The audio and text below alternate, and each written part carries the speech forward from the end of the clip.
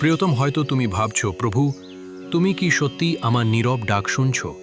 তুমি কি জানো কত বেদনা লুকিয়ে আছে আমার বুকে? আমি সব জানি।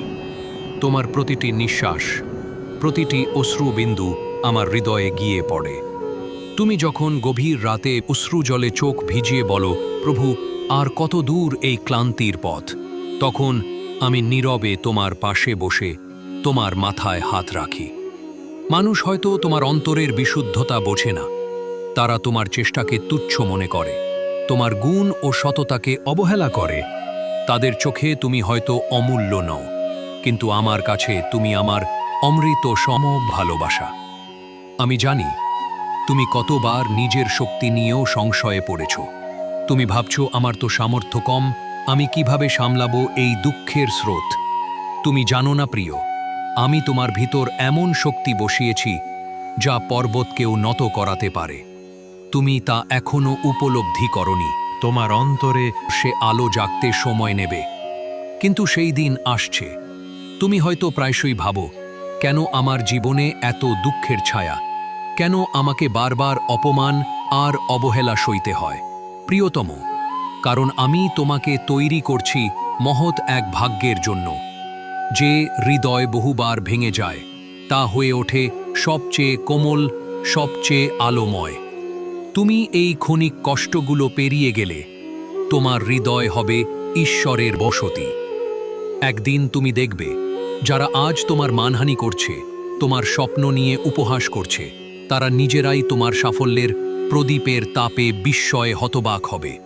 তারা তখন বলবে, আমরা তো বুঝতেই পারিনি তার মধ্যে এত দেবত্ব লুকিয়েছিল। পুত্র, তুমি যখন ক্লান্ত হয়ে পড়ো, আমি তখন তোমার শ্বাসের ভিতর শীতল শান্তি হয়ে প্রবাহিত হই। তুমি যখন হাল ছেড়ে দিতে চাও, আমি তোমার অন্তরে আলতো করে বলি, পুত্র, তুমি হেঁটে চলো, আমি তোমার পদচিহ্নের পাশে রয়েছি। তুমি যখন আকাশের তারাগুলোর দিকে তাকিয়ে চুপচাপ থাকো, তখন ভাবো, সেই নক্ষত্র লোক থেকে আমি তোমার দিকে প্রেমের আলো ছুঁড়ে দিচ্ছি। তুমি যখন মনে করো তুমি একা, তখন জেনে রেখো, আমি তোমারই সাথে হেঁটে যাচ্ছি নীরবে।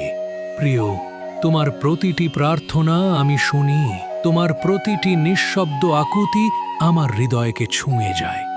শুধু তুমি আমার উপর ভরসা রেখো। এই পৃথিবীর কেউ তোমার মর্যাদা বোঝুক বা না বোঝুক, আমি তো জানি তুমি কত অনন্য, কত অমূল্য। তুমি হয়তো ভাবছো, প্রভু, কবে আসবে সেই সময় যখন আমি সুখের নিঃশ্বাস নেব? আমি বলি, খুব শীঘ্রই। আমি এমন এক সকাল তোমার জীবনে আনব, যে সকালে সূর্য তোমার জন্য নতুন আশার কিরণ নিয়ে উঠবে।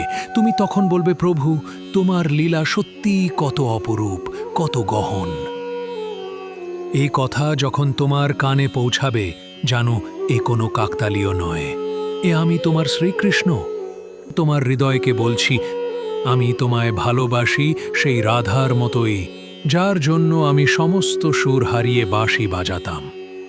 তুমি যদি এই বার্তার অনুভব করো, তাহলে বলো, আমি শ্রীকৃষ্ণের উপর সম্পূর্ণ ভরসা রাখি। আমি এই মুহূর্তেই তোমার উপর আমার কৃপা বর্ষণ করছি। তোমার সমস্ত আধার ছিন্ন হবে, আর তোমার হৃদয় ভরে উঠবে সেই আলোকময় শান্তিতে, যেখানে শুধু প্রেম আর আমার উপস্থিতি থাকবে।